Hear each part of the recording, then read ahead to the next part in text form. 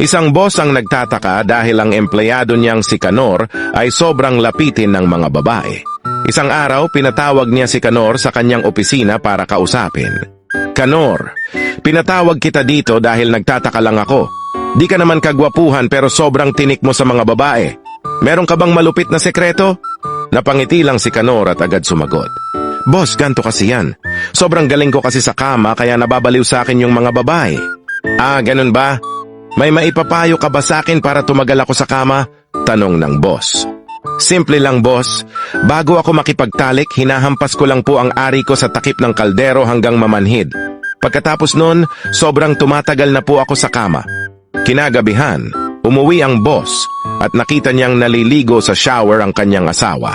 Gusto niya paligayahin ang kanyang asawa at bigla niyang naalala ang turo ni Kanor. Kumuha agad siya ng takip ng kaldero at hinampas-hampas niya ang ari niya. Nang marinig ang tunog ng kaldero, ay biglang nagsalita ang asawa ng boss.